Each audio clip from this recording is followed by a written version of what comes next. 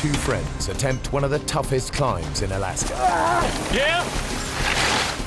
One is horribly injured. Do they wait for rescue or risk a treacherous descent? Do you want it?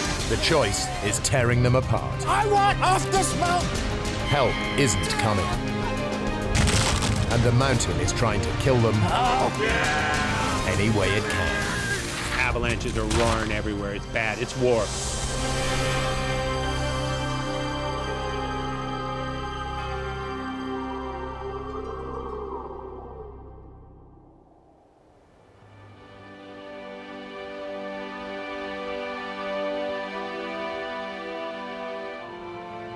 Denali National Park, Alaska.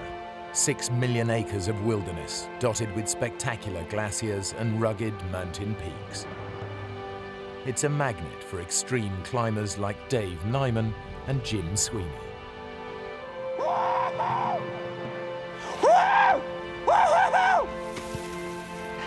Man, you should see the view from here! This is an area as big as England. We were the only climbers in the whole Alaska range that we knew of. Jim Sweeney's idea of heaven is taking on a treacherous rock face with his good friend Dave Nyman, the man who taught him to climb. We've had great times in the mountains, thousands of hours, and we've taught each other a lot. Hey, come on, Nymo! Come on, keep up, slow coach! Great, Jim. Jim is a better climber overall than me. Dave and Jim are attempting a route up Mount Johnson that no one has conquered before, though many have tried. It's called the Elevator Shaft, a 2,000-foot ice climb in a wall of granite. I was looking for something steep and hard to do. I'm a fighter, you know. I grew up as a boxer. I fought every kid in town. Because a climb is not just the act of climbing, it's also how you interact with your partner, what kind of trust, what kind of knowledge you have of what your partner would do if something happens.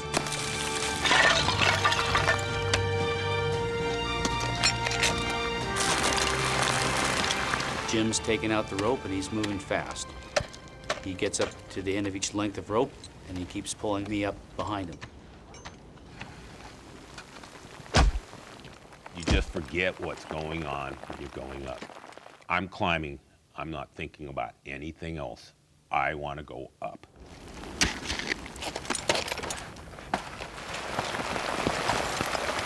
Hang on, Dave. Gotta get past the snowballs. After 2 hours of fast climbing, Jim reaches a bulge of snow above him. I'm looking for ice. I'm looking for something hard to get some purchase in. Oh! I was just kind of hunkering down, trying to keep snow from hitting me as he was fussing around up there. You're thrashing me, Jim! He's hollering at me, you know, and it's just constantly the snow's going down. Have you hit anything yet?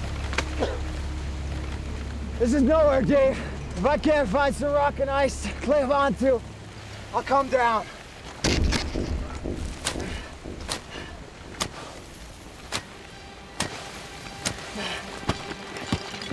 Ah!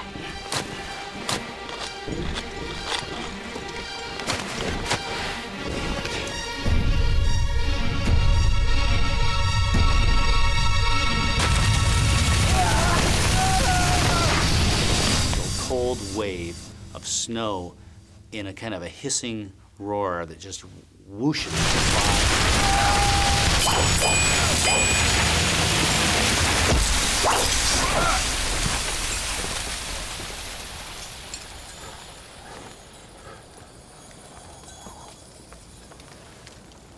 He's not moving. Jim! I'm coming, Jim. Just hold on. He's about 100 feet down below me. I knew I had to work fast. At this point, I don't know what kind of shape he's in. I don't know if he's choking, if he can't breathe. At that point, I know I have to move really quickly to get to him. Jim? I can see blood trickling out of his nose and his mouth and his ear. Jim? I touch him, and immediately he comes to life.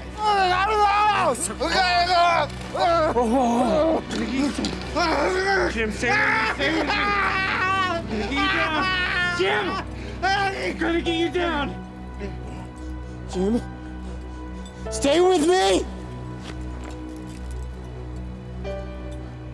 I had to transition from being more or less the follower to being the leader.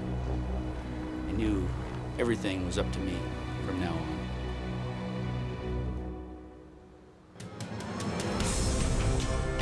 Dave's first task is to get Jim out of danger. He has to lower Jim's dead weight 1,000 feet down the near vertical rock face of the elevator shaft.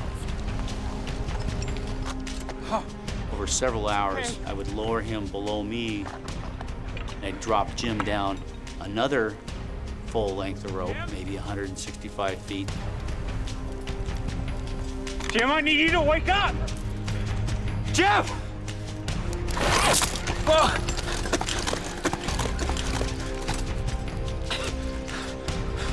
Okay, here we go. We're going again. It takes Dave the best part of 5 hours to lower Jim down to relative safety. Last bit, Jim.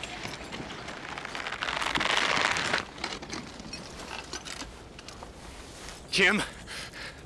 Damn it, Jim. Stay with me. Stay with me, Jim. I have no memories of the fall whatsoever, none.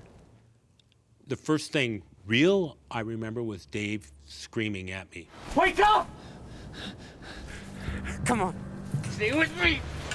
Dave and Jim are still 5,500 feet up Mount Johnson, in an area rife with avalanches.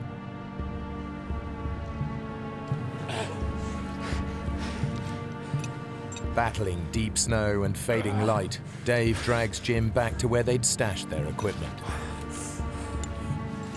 Jim has dislocated his hip. He drifts in and out of consciousness.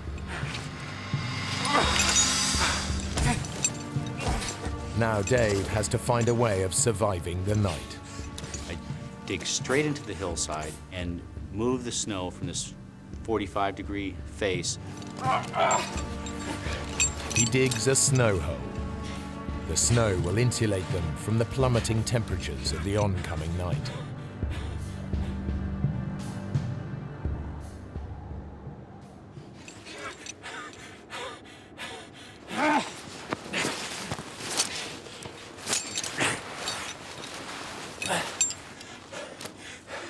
Okay, Jim. Let's get you safe.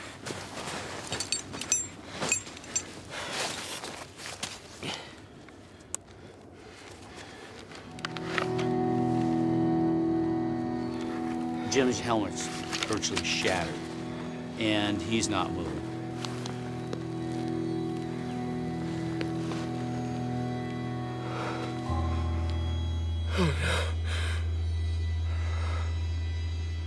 At that point, I realized that this has gone from bad to even worse. I know with a head injury, you know, if your brain starts to swell, fluids build up, that can pretty much be the end of you. There's all these different things going through your mind. If the weather turns and I don't get word out, we're gonna be in a world of hurt. If I go travel alone on the glacier, am I just gonna fall in a hole and Jim's left by himself anyway? You don't know what the right answer is.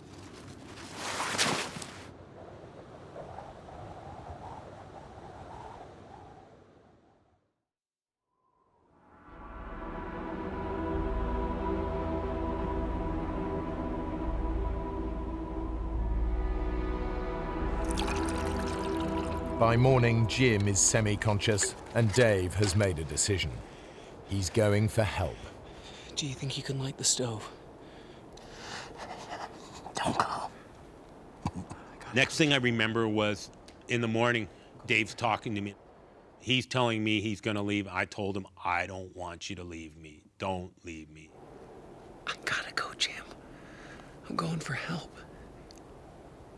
There's a ski hut up the gorge. Maybe there's people there.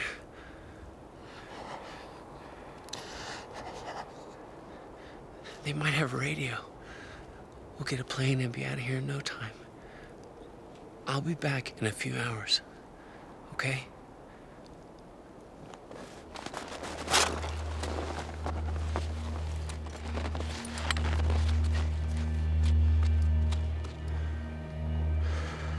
Leaving a partner in that kind of situation is, you might come back and he'll be buried or he'll be dead.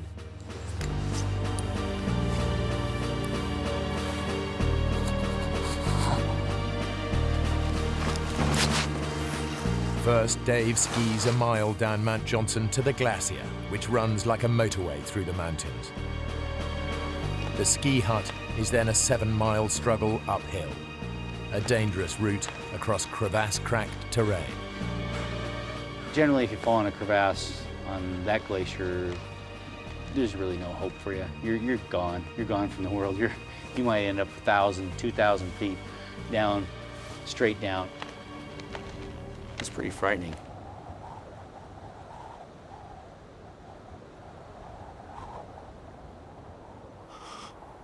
I don't know who I am.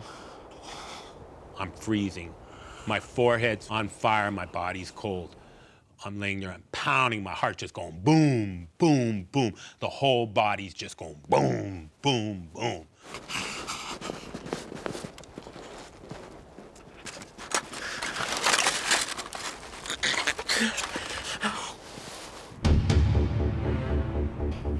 After 6 hours hard skiing, Dave reaches the ski hut. Help!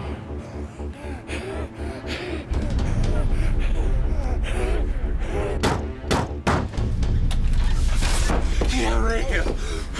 Radio! No! Oh, great. That means there's no cavalry coming today, and we can't just pick up the radio and call a plane passing overhead. Come and sit down. The group of skiers are on vacation. One of them is a paramedic. He agrees to go look for Jim. I'm greatly heartened by this, but I am shot. Just stay here and rest up. We'll see what we can do. And I told the 2 skiers leaving, if they don't get to him tonight, they'll probably freeze. You're clear about where he is. You sure you can find him? We'll just follow your tracks. It's okay. Hey, be careful with him.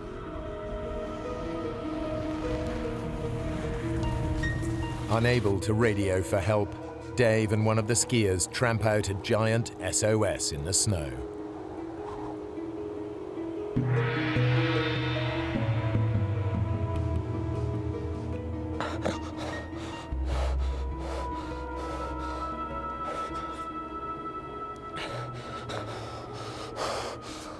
I can remember my fevered brow in the snow and still being warm, but my body freezing. You know, I can remember that feeling.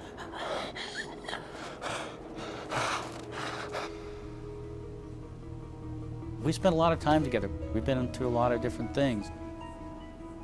Hang in there, buddy. Jim would never give up. Miles away, alone and exposed on the mountain, Jim is losing his grip on reality again.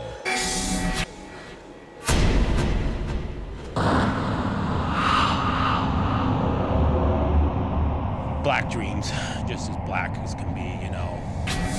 I didn't know who I was with, where I was at. I didn't even know I was a climber.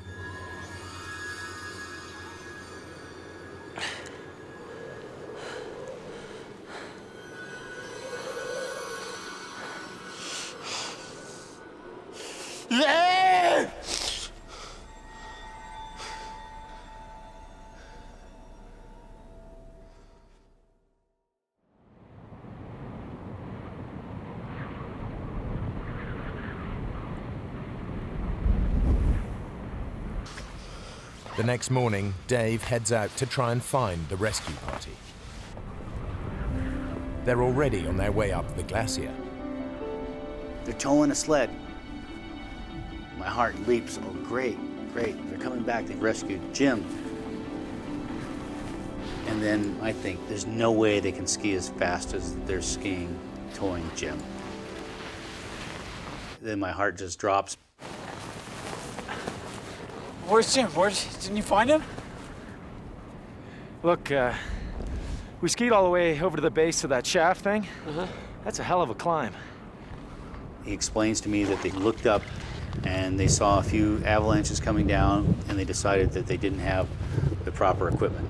It's too dangerous. Getting more people killed won't help anyone. I'm trying not to be angry. I can't believe what I'm hearing here. Will somebody come with me? I'm taking that sleeping bag. You go up there, and you're gonna die. I could feel them looking at me when I was skiing, because I was putting any anger I had right into my plan to save Jim. At that time, the clock was ticking. Every second I felt counted.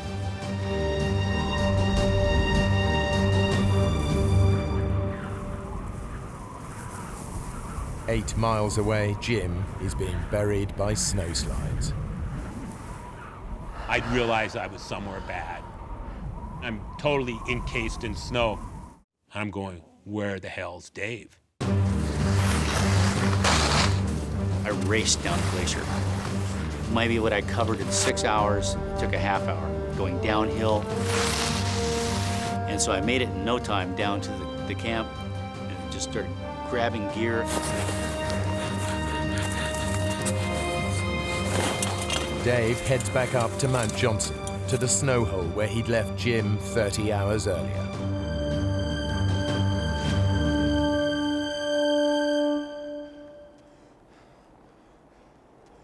Jim!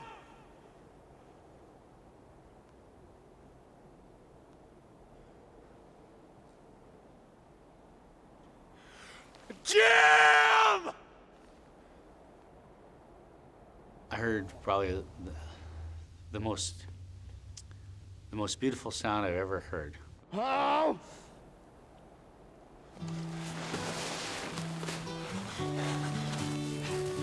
Oh! And I'm screaming, and I hear Dave. Jim?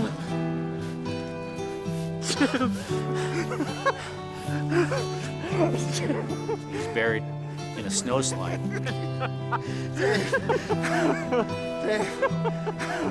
Buddy was smiling, just dumb and as happy as you would expect a person in his predicament to be. I'm crying, I'm back to the helplessness, crying, fighting, I can do both. Feel sorry for myself and fight.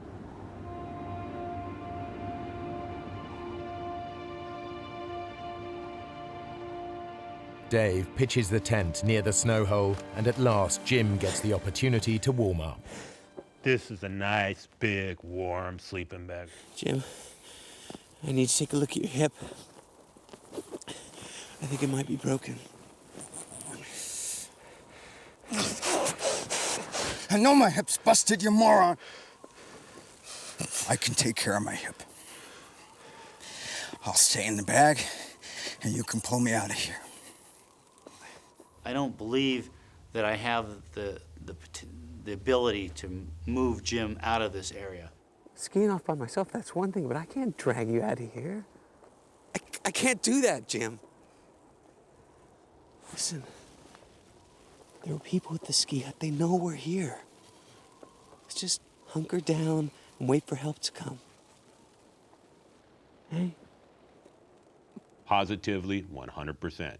He was waiting to get rescued. Dave's waiting for the rescue to come.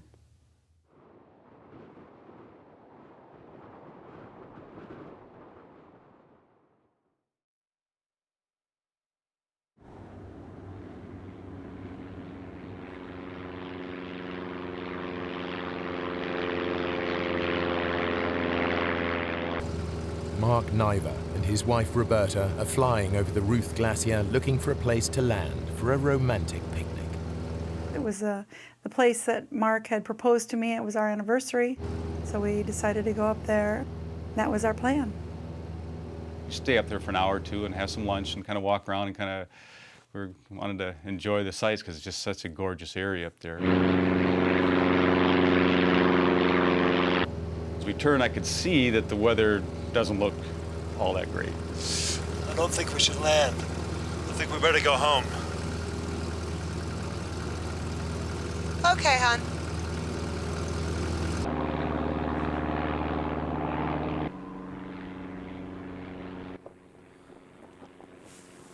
Jim, do you hear that? Jim, come on, man, there's a plane. And I figured it'll see the SOS. We'll be out of here in no time.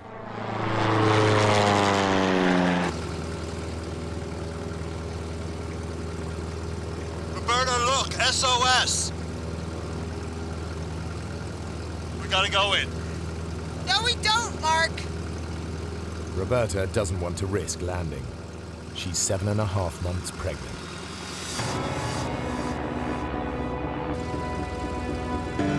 What are you doing? You just said we shouldn't land here. It's an SOS, we have to land. She's nervous, obviously, and she's telling me, Mark, we can't land. She's kind of hollering at me. It's somewhat distractive as I'm lining up to land.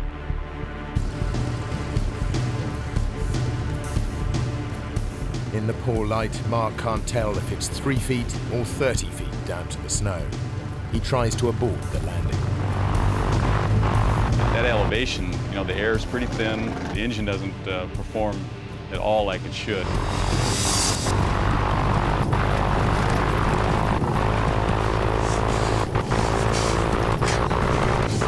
Mark! So I grabbed my stomach and held on.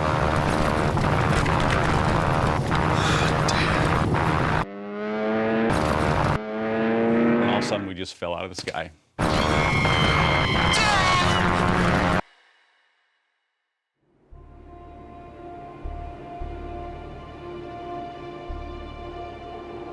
Dave and Jim remain stranded halfway up Mount Johnson. Unbeknownst to them, Mark and Roberta Niver's plane has crashed 8 miles away. Their attempt to help has only made things worse. Fortunately, the shelter of the ski hut is close at hand. Living in Alaska, things happen. You just have to adapt to what your situation is. Whoa, where'd you come? Can you help, please? The baby is still moving, but Roberta has ruptured 2 discs in her back. I had to pull within myself. It was already a very scary situation. Tried to remain calm and tried not to dwell on what if. I was afraid if I started to think what if, I'd be in trouble. We saw that SOS. Is it yours? No. Hey, sit down. It's a long story. Mark gets all the details of Jim's climbing accident and Dave's determination to rescue him. Immediately, I'm thinking of those guys. I mean, the snow's falling, the wind's blowing. They're on some side of a mountain someplace, and who knows what condition. With hope of rescue dwindling, Dave and Jim resign themselves to spending another night on the mountain. As it gets darker, I can hear the snowflakes hitting the tent. They're huge. We're in no man's land.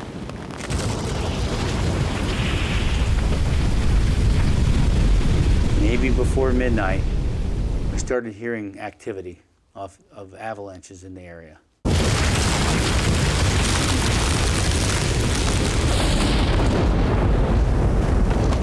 Dave! Wake up! Wake up, Dave! I'm screaming at Dave as loud as I can. Wake up! All of a sudden, it sounds like jets are coming. It's like sitting right under a 747, just this roaring noise. The winds pushed ahead of an avalanche can reach hurricane force. Jim and Dave are in the crossfire. It's louder than a Pink Floyd concert. It's louder than any noise I've ever heard, and it's right above us.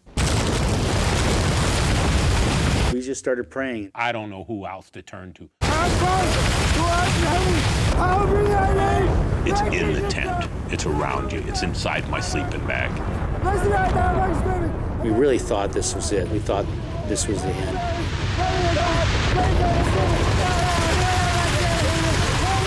But we're saying these prayers just constantly, 3 every minute for hours.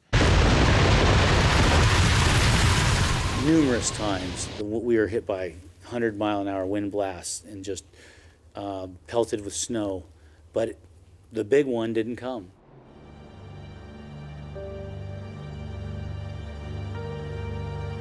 Mayday, Mayday, Mayday. This is Piper 173 Alpha. Mark's attempts to get a call out are hampered by the surrounding mountains that block the radio signal. Only a plane flying directly overhead will hear his call. We've crashed on Ruth Glacier. Do you read me? Over.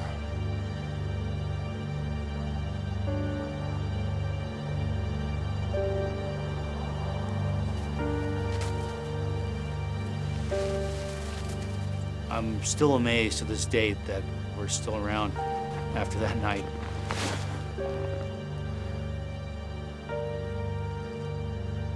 Dave? Jim has no intention of spending another night on the mountain. Okay, Dave. I'm ready to go. Let's go. We can't just stay here. We're sitting ducks.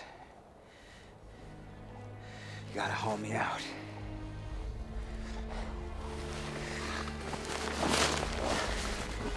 We can make it down to the glacier. Someone will see us there, man. No one will see us here.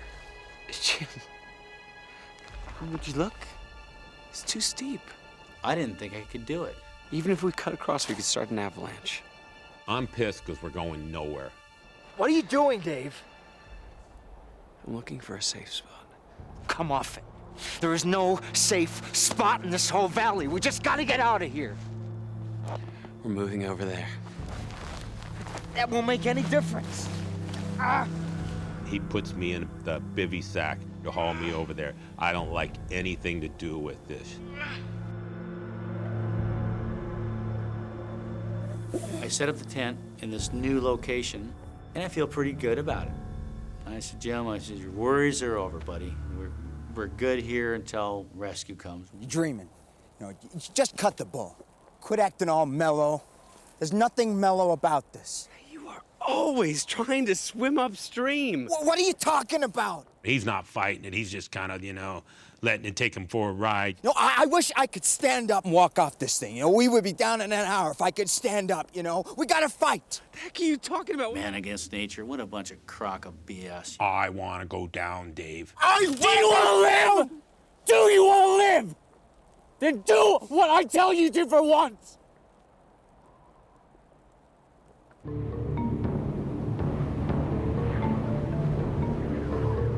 At the ski hut, they're no closer to alerting a rescue party. The food supply is running low, and the strain is beginning to show. There is nothing. Nobody there. I don't know how much longer I can do this, Mark. I'm sure somebody's made contact that we're missing, but they don't know if we're dead or alive. This is the 6th night on the mountain, and it's still snowing heavily.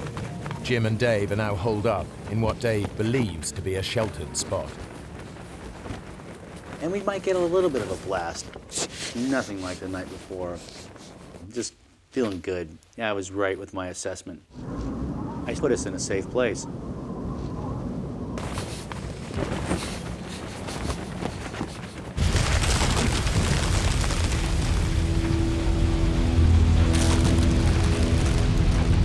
Well, early in the morning, maybe 2 a.m., we heard a roar. Oh, what the hell is that, Dave? Wake up! There's a sickening, cracking rumble, explosions, boom.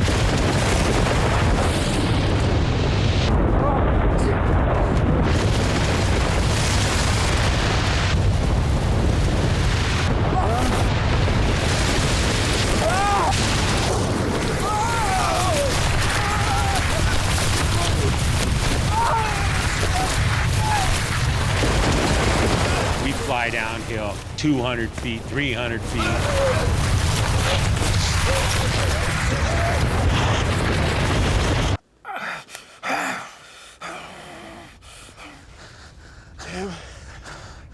Jim, are you okay? We're completely buried, 100% encased in snow. And my hips just screaming.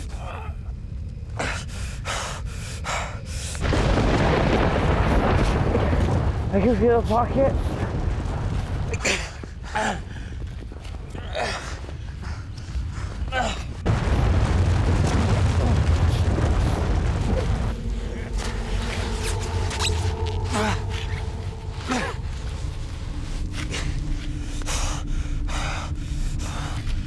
And he pulled me out of the snow.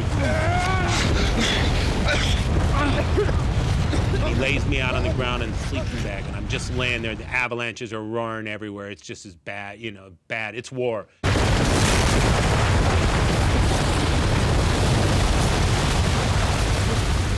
We're just laying out there with nothing. We can't find anything. There's nothing left, Dave!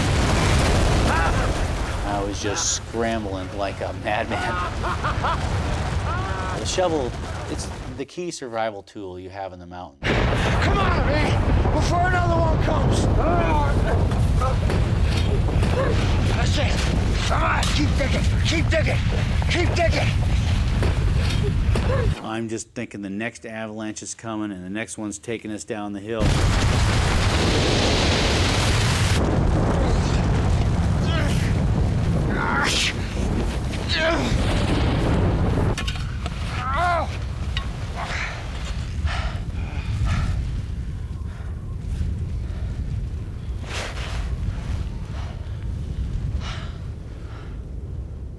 You really could care less about the other person. Sure, you love the guy, but hey, at a certain level, you think about yourself first. I will clamp myself, I'll chain myself to a leg, I'll bite it off, I'll crawl down here and kick his ass if he leaves me. There's dark thoughts, darkness that creeps in a survival situation. I don't have to be here. I'm mobile. Why the hell don't I just get out of here?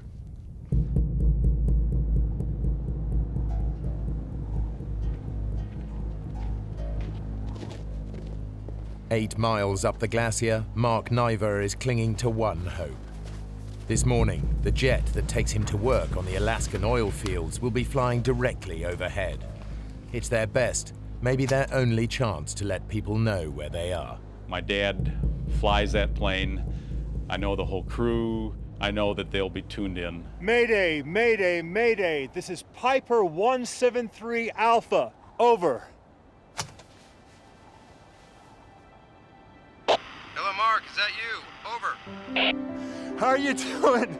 Who is this? Over. Mark, we don't read you. Please reply. Over. Hello, do you read me? Over. The pilot can't hear Mark. Repeat, where are you? Over. Mayday. But he can hear the clicks on his radio. So it's one click yes, two clicks no. After 7 days, the word is out. Understood. But rescue is impossible until the weather breaks. And no one knows if Jim and Dave are dead or alive.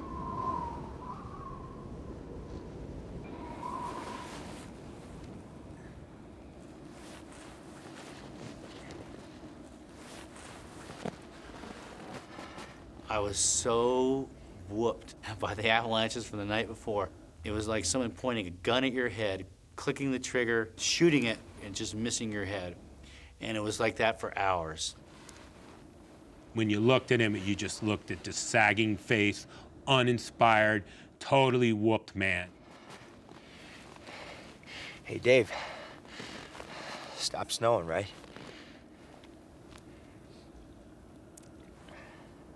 It's time for me to take over and tell Dave what to start doing. This is a tricky situation for me. I'm pissed, but I can't give him a bad time. I want to go down. I have to work with Dave. What do you want to do? You want to go back to the base camp? Get some more food? More equipment? I wanted to go, but I knew if I left, I would not come back. I had a chance to look myself in the eye and say, what's really important to you? And is your life worth more than this person's? What's happened to you, Dave?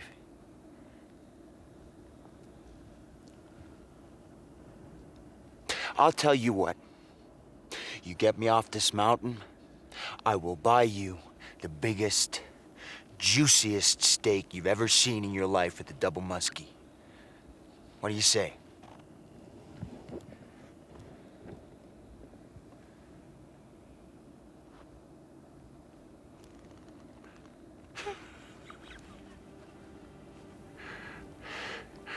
I want a 36-ounce filet mignon. There's no such thing. That's what I want. Well, then that's what you're gonna get. That was a huge, huge turning point for me, having that opportunity to leave and then just really deciding with 100% certainty that we were gonna make it together, that I'm not gonna leave him. So begins a back-breaking ordeal to drag Jim down the mountain. Start to shovel the trail, pack it down, then it'd go back and pull Jim.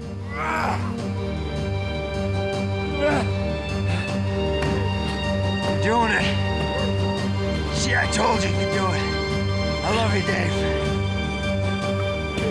This is the most focused I've ever seen Dave in his life. He's really getting it together.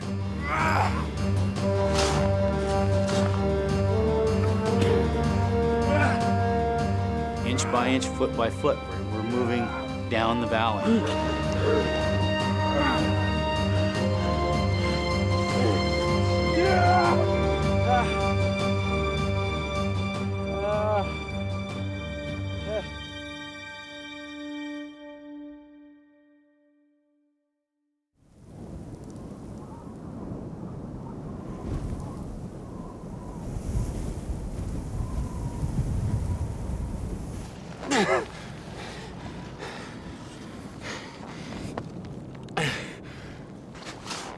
After 17 hours, they've gone less than half a mile closer to the glacier. Dave? Dave? You're doing it, man. You're doing it.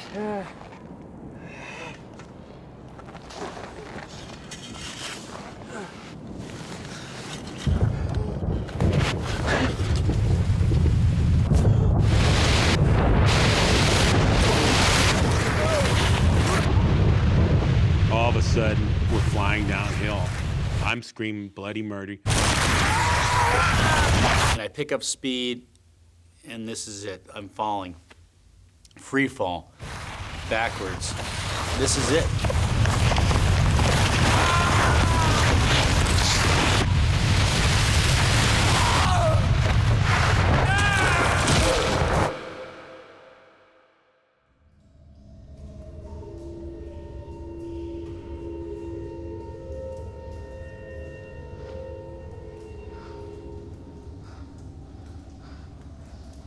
Jim's luck has held.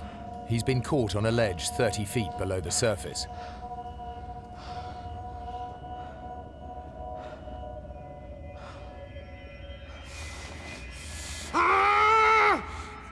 Is that it? Is that all you got? I start screaming at God, you know. I'm telling him, I can take more. I can take more. Come on! I can take more!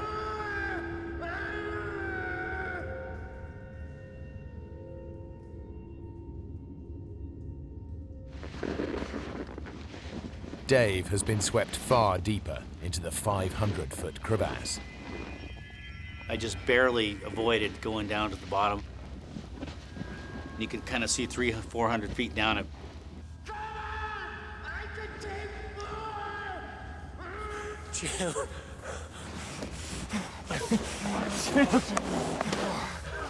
Jim. Oh, Jim.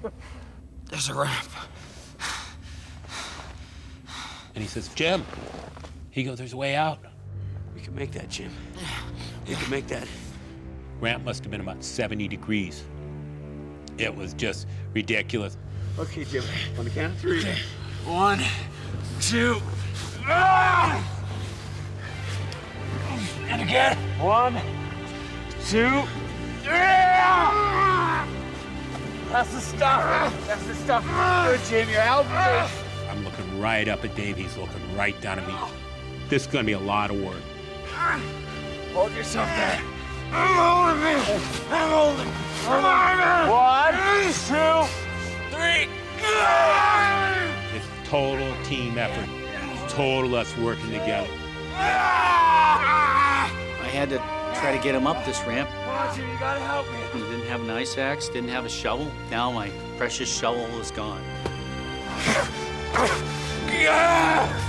Get on you, man, hold it. We're probably moving a foot at a time. Sometimes we're probably only making 4 inches on a pole.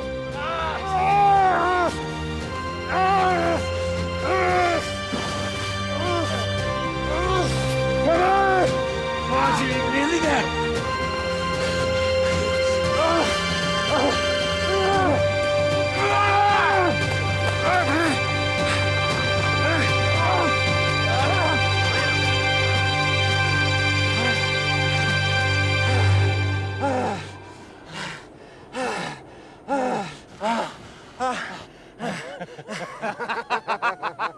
We're laughing. We're out of the crevasse. We're laughing.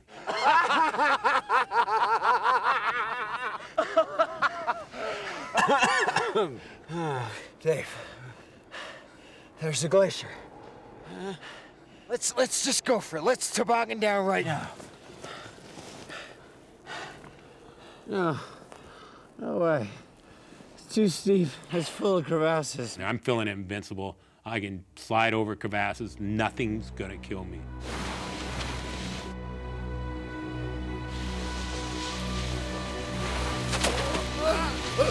I'm sliding out of control down the gorge. I feel like I'm sledding as a kid. As soon as I got over 1 mile an hour, it just took off like a rocket.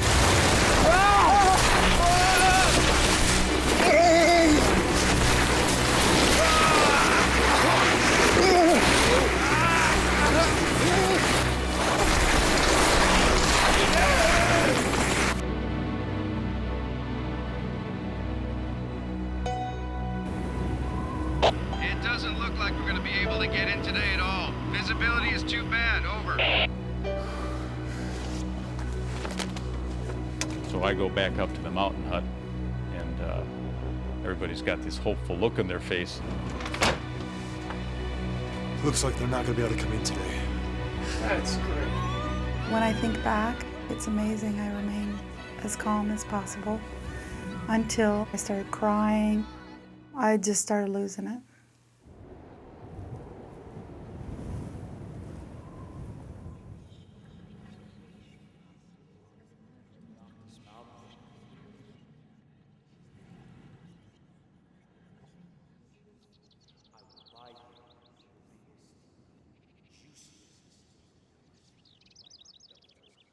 I swore I could hear voices, and I don't know if I'm going crazy.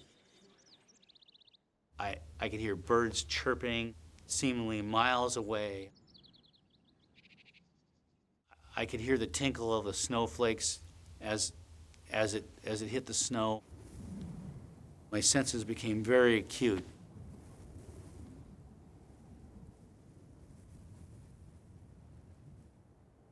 Jim and Dave have finally made it to the glacier where they can be seen. It may be too late.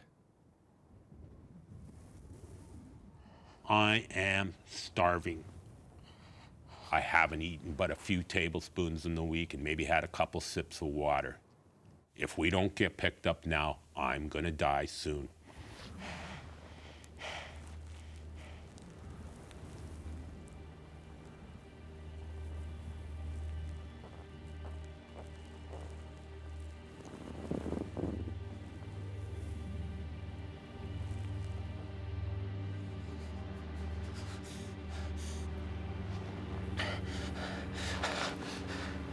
Now you're an airplane.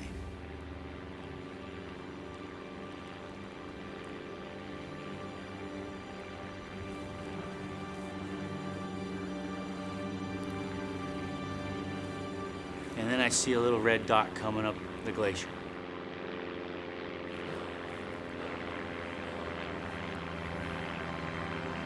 A brief and almost miraculous break in the clouds has made rescue possible. That was a great moment. It was really hard for me to, of course I broke down and cried at that point. And You did it, Dave. You did it. It's the best sound I've ever heard in my life.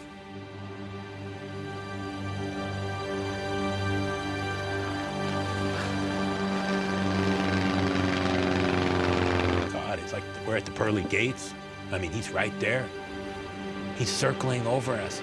He keeps tilting his wings at us. Get your act together.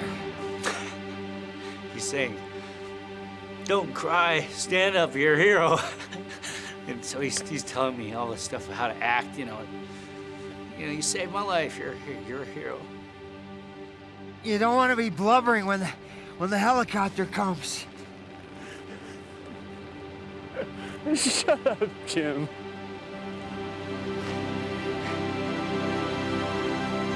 Alerted by Mark's radio, planes have been flying above the clouds searching until the weather suddenly cleared. Those few minutes of sunlight have saved them all.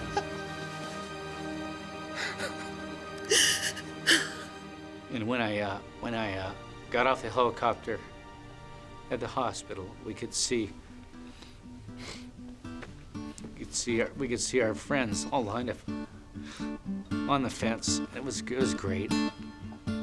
Of course, my mom was happy to see I was the one that was walking.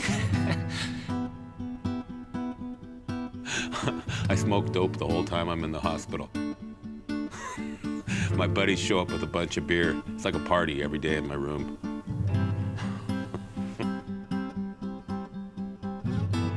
8 weeks later, Roberta gave birth to a healthy baby boy.